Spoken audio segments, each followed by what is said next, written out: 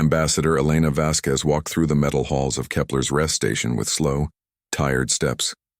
Her black hair was pulled back tight and dark circles showed under her eyes. To anyone watching, she looked like a woman carrying the weight of her entire species on her shoulders.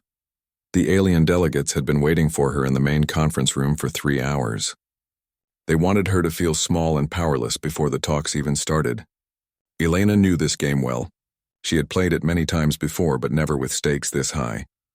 She stopped at the large viewing window that showed the stars beyond. Somewhere out there, human colonies burned. Somewhere out there, her people died while she prepared to sit at a table with their killers. "Ambassador," said Captain Morrison, her security chief. He was a big man with scars on his face from the Battle of New Sydney. "The aliens are getting impatient." Elena nodded but did not turn from the window. "Let them wait, Captain. Let them think we are afraid, aren't we?" Morrison asked quietly. Elena finally turned to look at him. Her eyes were hard as steel. "We are many things, Captain. Afraid is not one of them." The doors to the conference room slid open with a soft hiss. Elena walked inside, followed by her small team of advisors.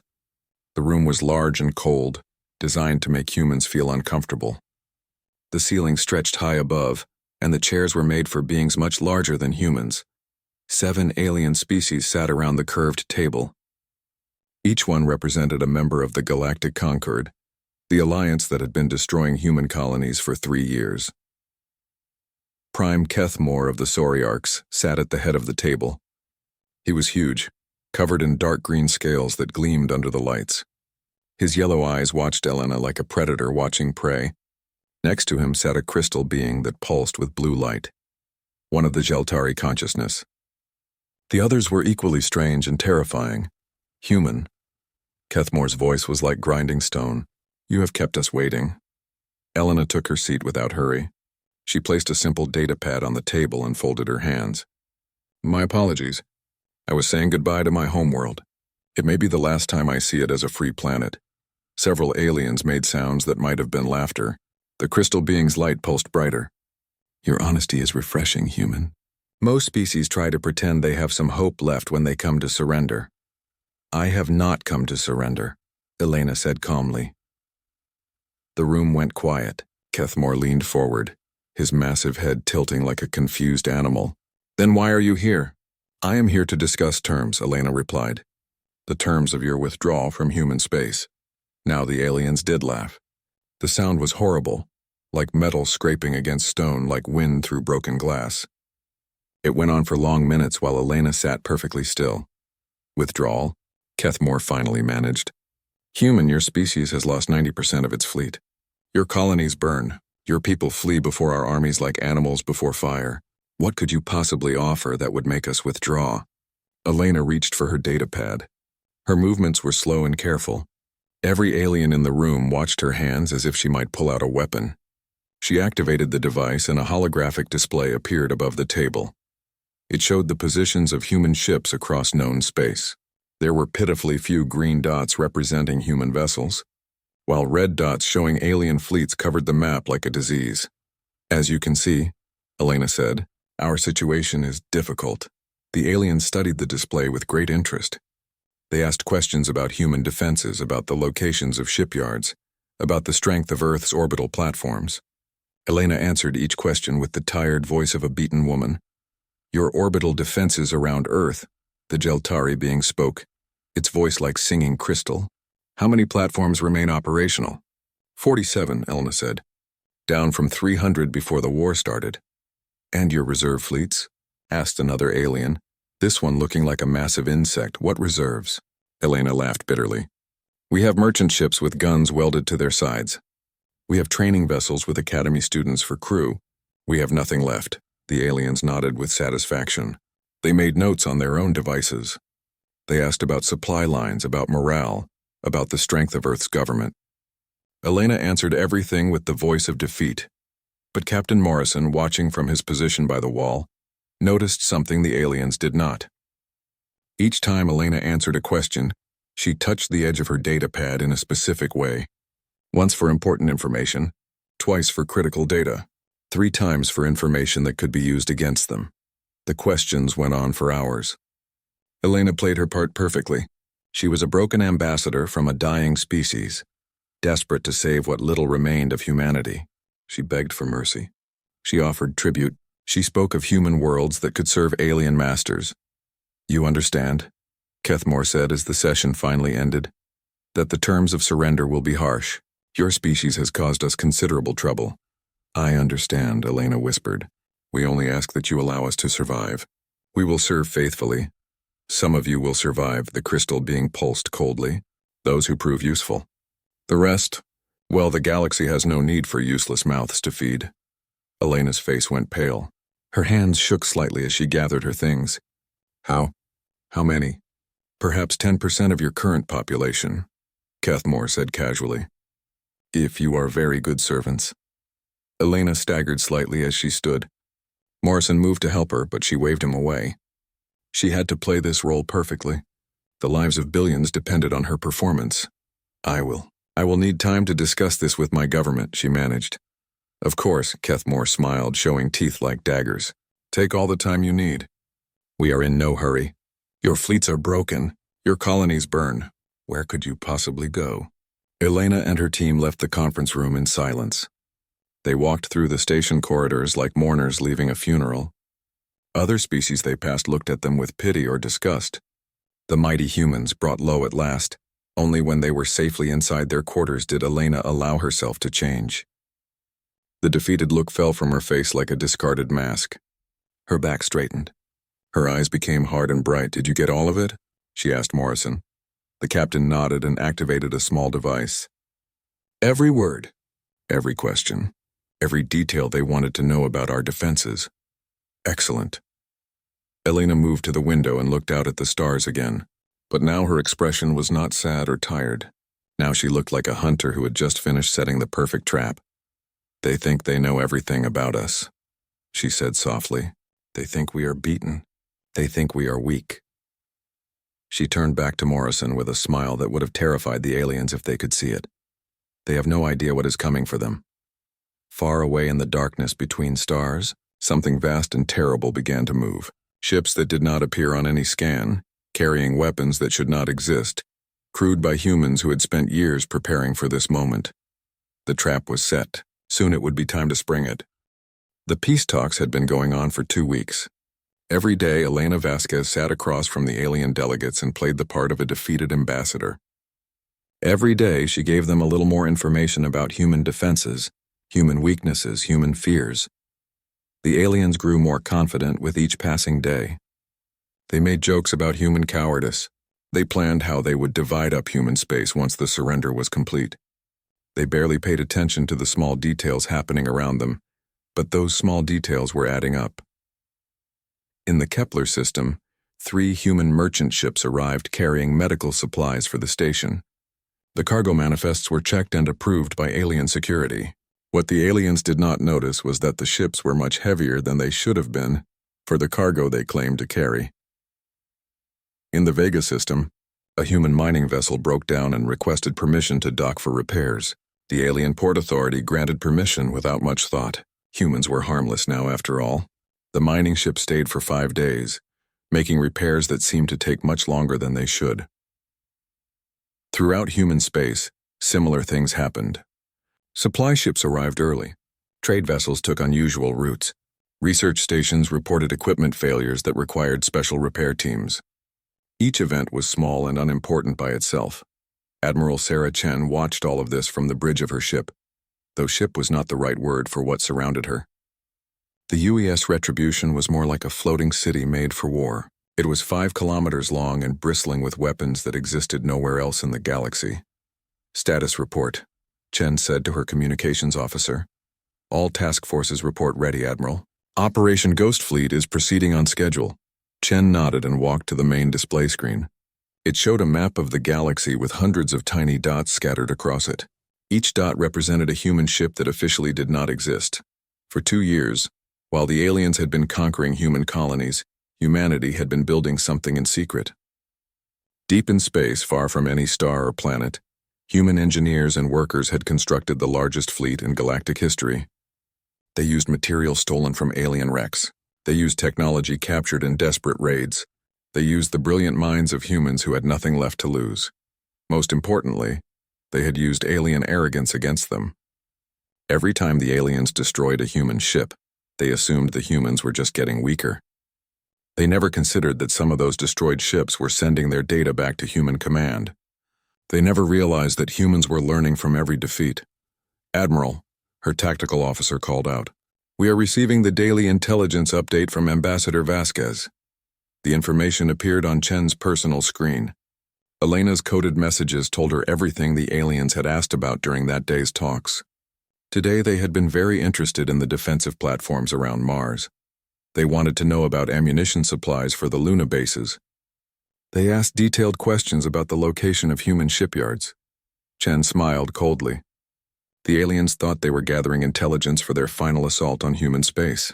They had no idea they were helping humans plan the greatest ambush in history. "Signal all task force commanders," Chen ordered. "Begin Phase 2 positioning." Across the galaxy, human ships that had been hiding in asteroid fields and gas clouds began to move. They used new technology that made them invisible to alien sensors. The ships moved like ghosts through space, taking positions around every major alien base and fleet concentration. On Kepler's rest station, Elena was having dinner with some of the alien delegates. It was supposed to be an informal meeting, a chance for both sides to get to know each other better. The aliens used it as another opportunity to show their superiority. "Your species has such interesting food," the Geltari consciousness said, its crystal body pulsing with amused colors. "So simple. So primitive. Like everything else about humans." Elena nodded sadly. "We have never been as advanced as the great species of the Concord. Perhaps serving you will help us learn to be better." "Perhaps," rumbled Prime Kethmore, "though I suspect most of your species lacks the intelligence to improve much. Still, some of you show promise. You, for example, Ambassador. You have been most helpful in these negotiations." "Thank you," Elena said quietly. "I only want to save as many of my people as possible." "A worthy goal," said another alien, this one looking like a giant spider. "We have decided that humans who prove useful will be allowed to serve on our ships. As servants, of course, but it is better than death." Elena's hands tightened slightly around her water glass, but she kept her face calm. "That is very generous. May I ask what kind of service you have in mind?" "Simple tasks," Kethmore waved a clawed hand. "Cleaning, maintenance, food preparation. Nothing that requires real intelligence. We have learned not to trust primitive species with important work." The aliens laughed at this. Elena smiled and nodded as if she agreed with them. Inside, she was counting the hours until they would learn just how wrong they were. After dinner, Elena returned to her quarters. Captain Morrison was waiting for her with the latest reports from human space. He looked worried. "What is it, Captain?" Admiral Chen sent a message. "The Sauriarch 9th Fleet is moving toward the Sol system. It looks like they are preparing for the final assault on Earth." Elena felt ice in her stomach. "How long do we have?" "According to our intelligence, they plan to begin the attack in 6 days. That is assuming these peace talks fail, which they expect them to." Elena walked to her window and looked out at the stars. 6 days. In 6 days, the aliens would discover that their carefully planned attack on Earth would take them straight into the jaws of the largest trap in galactic history. "Send word to Admiral Chen," Elena said. "Tell her to accelerate the timeline. We move in 4 days." "But Admiral, that does not give us much time to get all our ships in position." Elena turned back to Morrison with a smile that was all teeth. "Captain, our ships have been in position for weeks. The aliens just do not know it yet." That night, while the aliens slept peacefully on Kepler's rest station, human ships continued their ghost-like movements through space. They settled into hiding spots around alien worlds. They took positions near alien supply lines. They prepared weapons that had been built in secret for this one moment. The alien fleet spread out across human space had no idea they were being surrounded. Their sensors showed empty space. Their intelligence reports confirmed that human resistance was nearly broken. Everything was going according to their plans. They could not have been more wrong. On the bridge of the Retribution, Admiral Chen looked at the tactical display one more time. Thousands of human ships were now in position. The greatest military force humanity had ever assembled was ready to strike.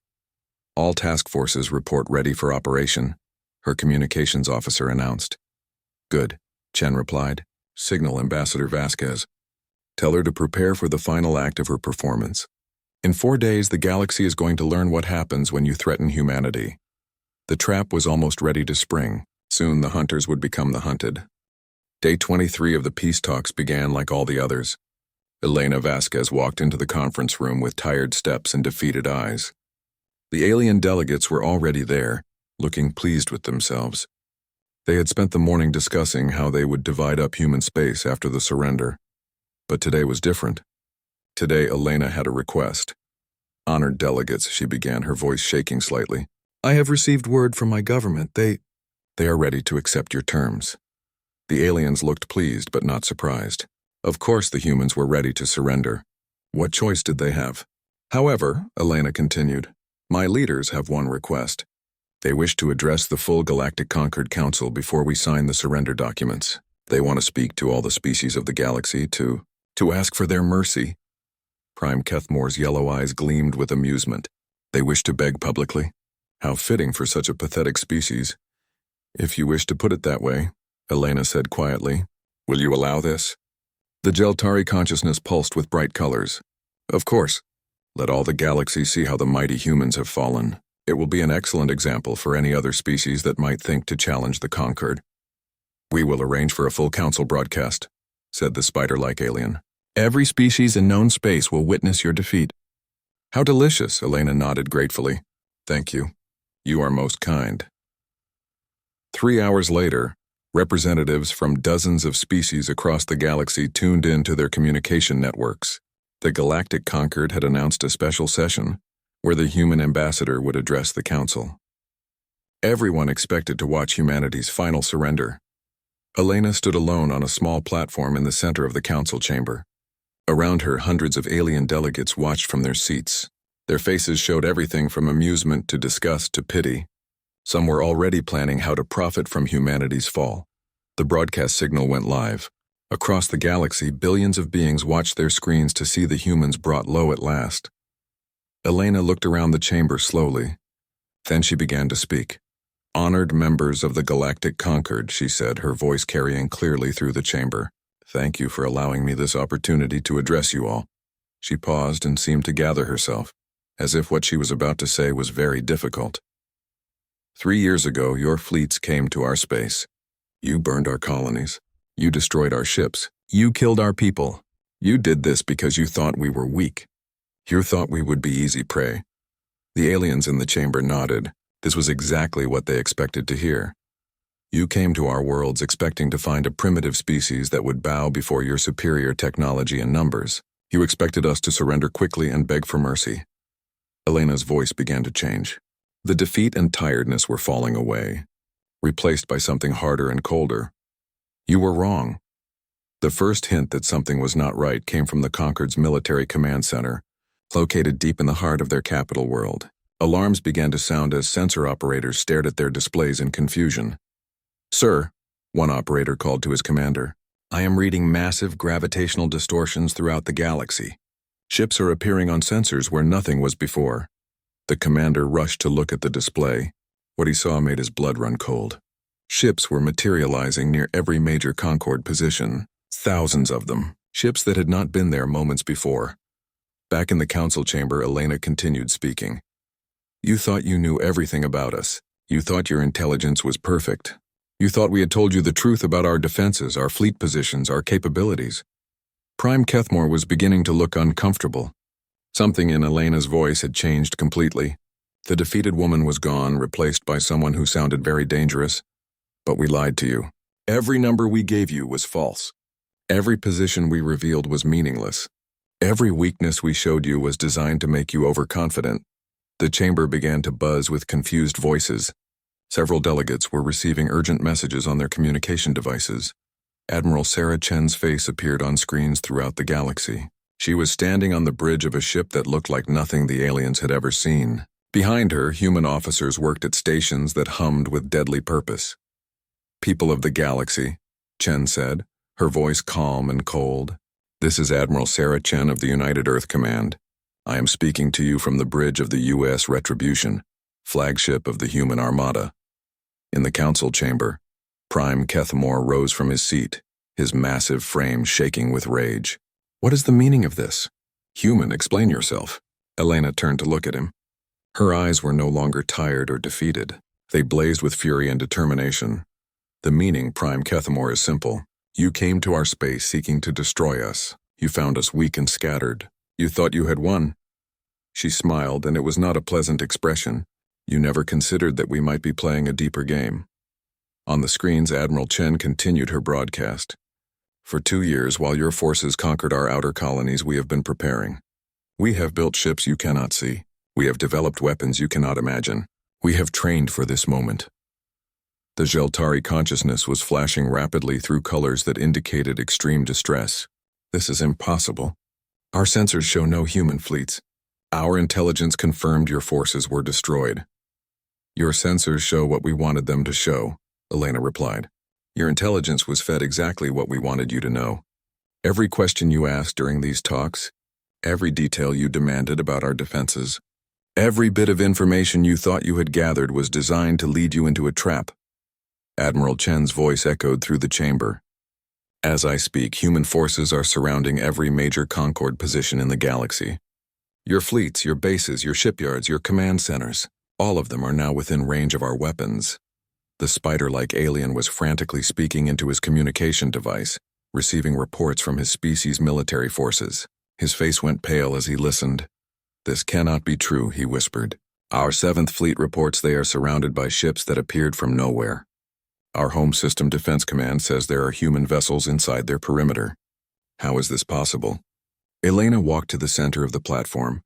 Her voice carried to every corner of the chamber and to every world listening to the broadcast. You wanted to know how many ships we had. We told you our fleets were broken. We were right. Our old fleets were broken, but we built new ones. Better ones. Fleets that have been hiding in the darkness between stars waiting for this moment. On screens throughout the galaxy, the tactical displays began to update. Red dots representing conquered forces were now surrounded by blue dots that had appeared seemingly from nowhere. The scope of the human operation was staggering. You asked about our defenses around Earth, Elena continued. You wanted to know about our orbital platforms, our reserve fleets, our shipyards. We told you they were weak and few in number. Another lie designed to make you confident in your planned assault on our homeworld. Prime Kethamor was now receiving a constant stream of reports through his communication device. Each one brought worse news. Our 9th Fleet was moving to attack your Earth, he snarled. Where are they? Admiral Chen answered from the screens. Your 9th Fleet has been surrounded and is being given one chance to surrender. The same offer is being made to all conquered forces throughout the galaxy. Elena's voice cut through the growing chaos in the chamber. You came to these talks expecting to dictate terms of surrender to us. You were correct that someone would be surrendering today. You were wrong about who. The chamber erupted in chaos as alien delegates received word of the disasters befalling their fleets. The mighty Galactic Concord, which had seemed unstoppable just minutes before, was collapsing before their eyes. Elena raised her voice above the noise. The terms are simple. All conquered forces will withdraw from human space immediately. Any vessel that does not comply will be destroyed. This is not a negotiation. This is notice. Admiral Chen's image filled the screens one final time. You have 1 hour to respond. Choose wisely. The greatest trap in galactic history had been sprung. The hunters had become the hunted. The Galactic Concord's answer came exactly 1 hour later, delivered by Prime Kethamor himself as he stood in the ruins of the council chamber. His yellow eyes blazed with fury as he pointed a clawed finger at Elena. You dare threaten the Concord? We have ruled this galaxy for 1,000 years. Your pathetic species will be crushed like the insects you are. Elena stood calmly in the center of the chamber, surrounded by alien delegates who looked ready to tear her apart. She activated her communication device and spoke 2 words. Admiral. Commence. What happened next would be studied in military academies for generations to come. Across 17 star systems, the largest coordinated military operation in galactic history began. The first target was the Space Orc home system, where their 7th Fleet had been trapped between 2 human task forces. The Space Orc commander, confident in his species' superior technology, ordered his ships to break through what he assumed was a weak human blockade. The lead Space Orc battleship, the Scale of Victory, was 1 kilometer long and armed with weapons that could crack planets. It had never lost a battle. It lasted exactly 43 seconds against the human ships that surrounded it. The humans revealed weapons that should not have existed. Plasma cannons that burned through Sauriarch armor like paper, missile systems that fired projectiles faster than anything the aliens had seen, energy shields that turned aside the most powerful alien weapons with ease. But it was not just the weapons. The humans fought like nothing the aliens had ever encountered. Where alien fleets moved in predictable formations that had been used for centuries, human ships darted and weaved like angry wasps.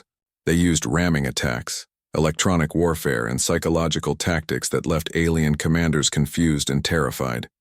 The scale of victory exploded in a ball of fire that could be seen from 3 planets. The rest of the Sauriarch 7th Fleet tried to surrender, but the human commander had specific orders. No prisoners would be taken from any fleet that chose to fight. Within 2 hours, the entire 7th Fleet was destroyed. Not a single human ship had been lost. In the Geltari home system, things went differently but with the same result. The Geltari were a crystalline species that fought using perfect coordination through their shared consciousness. Their fleets moved like a single organism, each ship perfectly positioned to support the others. The humans responded by jamming their psychic communications. Suddenly, hundreds of Geltari ships found themselves cut off from their shared mind for the first time in their species' history. They panicked, flying into each other, firing on their own vessels, unable to function as individuals. The human task force commander, Captain Maria Santos, watched the chaos with grim satisfaction. Humanity had learned much from studying captured Geltari technology. They knew exactly how to turn the aliens' greatest strength into their greatest weakness. "Target the command crystals," she ordered. "Let's see how well they coordinate when their leaders are dead." The Geltari command ship was a beautiful thing, looking more like a work of art than a weapon of war. It shattered like glass under human fire, its crystalline structure unable to withstand weapons designed specifically to exploit its weaknesses. The battle was over in an hour. The Geltari consciousness, for the first time in 1,000 years, felt fear. But the most impressive victory came in the Nexus Collective's primary system. The Nexus were cybernetic beings, part machine and part flesh, who fought using perfect calculations and logical tactics. They were considered the best strategic minds in the galaxy. Admiral Chen herself led the attack on their position. The Nexus ships moved in perfect mathematical patterns, their computers calculating the optimal response to every human movement. It should have been impossible to defeat them. Chen had a different plan. Instead of trying to outthink the machines, she made her fleet act completely randomly. Human ships moved in patterns that made no sense. They fired at empty space. They performed maneuvers that seemed designed to waste fuel and ammunition. The Nexus computers tried to find the logic in the human actions. They ran calculations, built models, analyzed patterns that were not there. While they were trying to understand what the humans were doing, Chen's real attack began. Hidden among the chaos, human ships had been moving into perfect position. When Chen gave the signal, they struck with overwhelming force at the exact weak points in the Nexus formation. The cybernetic ships, still trying to calculate human intentions, were destroyed before they could react. The key to fighting machines, Chen told her officers as the last Nexus ship exploded, is to be completely human, random, emotional, unpredictable, everything they are not. Across the galaxy, similar scenes played out. The gas-dwelling Aryans watched their floating cities burn under human plasma bombardment. The rock-eating Gorathi found their underground cities collapsed by human sonic weapons. The energy being Flux Collective were scattered by weapons that disrupted their very existence. Each alien species discovered that humans had studied their weaknesses during the long years of apparent defeat. Every captured ship, every destroyed colony, every lost battle had taught humanity something new about their enemies. Now that knowledge was being used with devastating effect. The reports flooding back to Kepler's rest station painted a picture of complete disaster.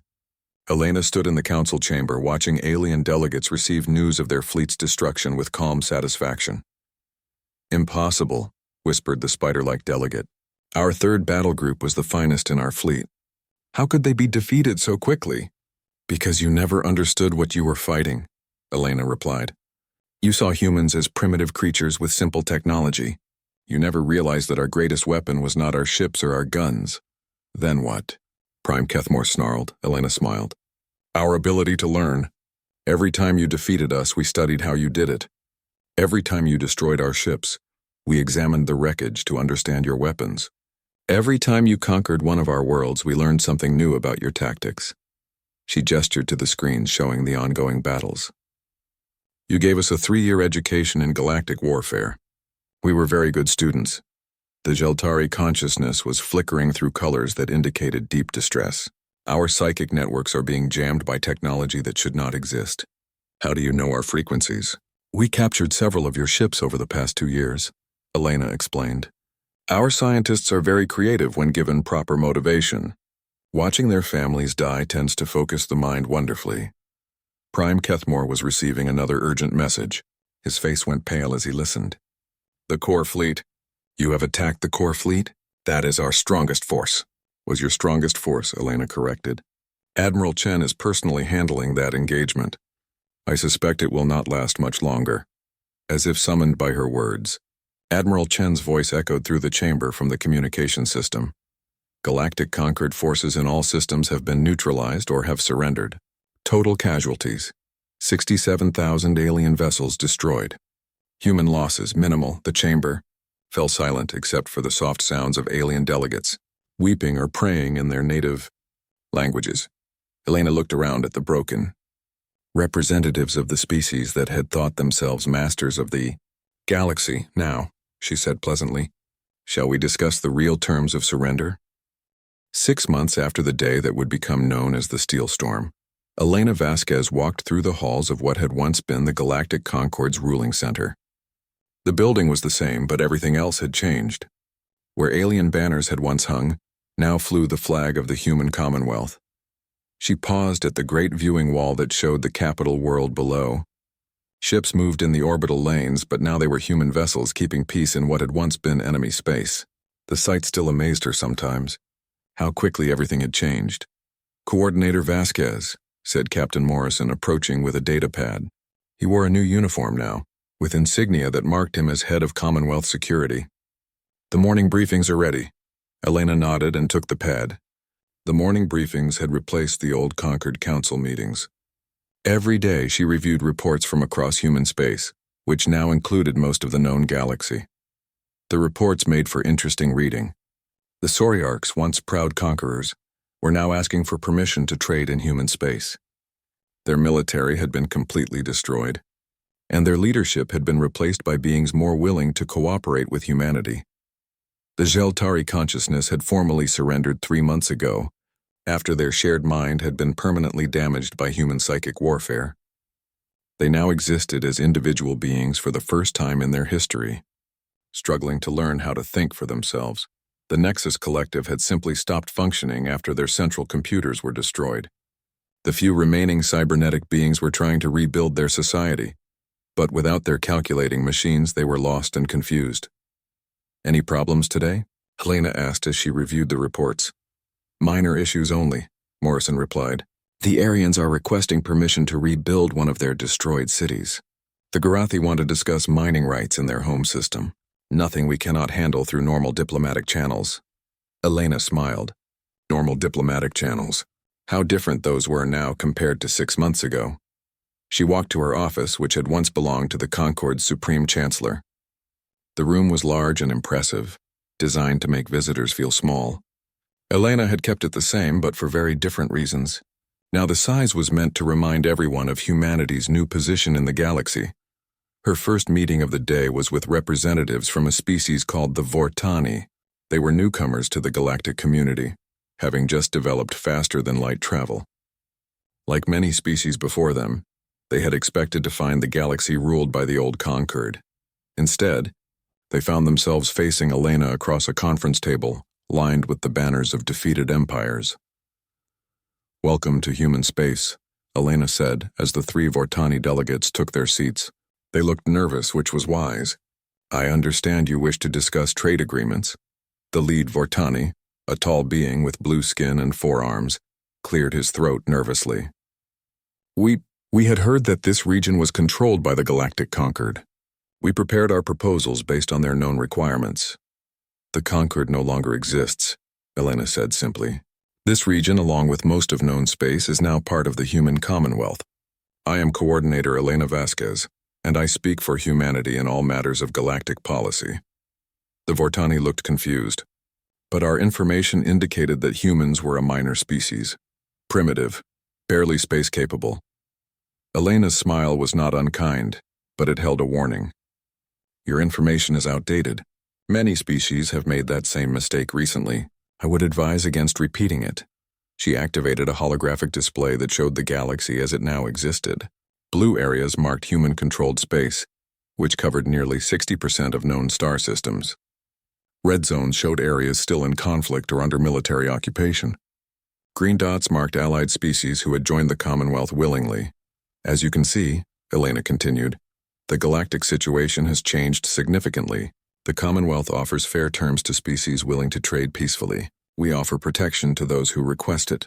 We offer membership to those who prove themselves worthy. The lead Vortani was studying the display with growing amazement. How is this possible? Our information was only 6 months old. 6 months is a long time in galactic politics, Elena replied. Perhaps your species would benefit from more current intelligence-gathering methods. The meeting continued for 2 hours. By the end, the Vortani had agreed to a comprehensive trade agreement that gave them access to Commonwealth markets in exchange for certain rare materials their worlds produced. They left the building looking dazed but pleased.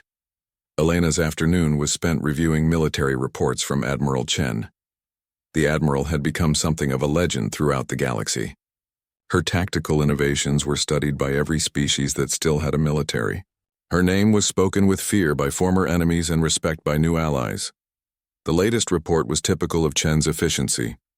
A small group of Sci-Fi rebels had attempted to raid a Commonwealth supply convoy. They had been captured within hours by human patrol ships. Chen recommended that they be given a choice: serve in Commonwealth work programs or be handed over to their own people for justice. Elena approved the recommendation. The Commonwealth's justice was firm but fair. Those who caused trouble were punished, but those who sought redemption were given chances to earn it. Her final meeting of the day was with Minister Kethmore, the former prime of the Sci-Fi Orcs. The massive reptile looked very different than he had 6 months ago. His scales were duller, his posture less proud. Defeat had changed him. Coordinator, he said as he entered her office. Thank you for agreeing to see me. Minister, Elena replied, gesturing for him to sit. What can I do for you? Kethmore settled himself into a chair designed for his large frame. My people are struggling to adapt to their new situation. We were warriors for thousands of years. Now we are farmers and merchants. It is difficult. Elena studied the former warlord. She remembered sitting across from him 6 months ago, when he had spoken of reducing humanity to 10% of its population. Now he was asking for her help. Change is always difficult, she said. But your people are adapting. Our reports show that Sci-Fi agricultural output has increased 40% since joining the Commonwealth. Yes. Kethmore nodded. Without the need to support massive fleets, we can focus our resources on more productive activities. But some of my people struggle with this new way of life. The galaxy is at peace for the first time in centuries, Elena pointed out. Your children will grow up without fear of war. They will have opportunities your generation never dreamed of. Surely that is worth some temporary discomfort? Kethmore was quiet for a long moment. When he spoke again, his voice was thoughtful. You could have destroyed us completely. After what we did to your colonies, no one would have questioned it. Why did you show mercy? Elena considered the question carefully. Because we are not you. We fight when we must, but we do not kill for the pleasure of it. The Commonwealth is stronger with your people in it than it would be with their ashes. Even after all the destruction we caused? Especially after that, Elena replied. Former enemies often make the most loyal friends once they understand the cost of conflict. Kethmore nodded slowly and stood to leave. My people will remember your mercy, Coordinator. We will not forget the lesson you have taught us. After he left, Elena returned to the viewing wall and looked out at the stars. Somewhere out there, human ships patrolled trade routes that had once been battlefields. Somewhere out there, former enemy worlds were learning to live in peace. It had not been easy. The transition from war to peace never was. There had been resistance, rebellion, and several attempts at revenge. But humanity had proven that they were as skilled at building peace as they were at waging war. The door chimed, and Morrison entered with a new report. Coordinator, we have received a message from the edge of explored space. A new species has made contact. They call themselves the Helenti, and they wish to establish diplomatic relations. Elena took the report and smiled. Schedule a meeting for tomorrow. And Morrison? Yes, Coordinator? Have them prepare for the standard briefing. Make sure they understand how the galaxy works now. Of course, Coordinator. I will prepare the full presentation on Commonwealth policy and human capabilities. As Morrison left, Elena turned back to the stars. Tomorrow there would be new challenges, new species to evaluate, new decisions to make. But tonight, the galaxy was peaceful under human protection. The species that had once thought humanity weak and primitive now knew better. They had expected peace talks with a defeated enemy. Instead, they had learned what it meant to face apex predators who had been pretending to be prey. The galaxy had a new order now, and its name was humanity.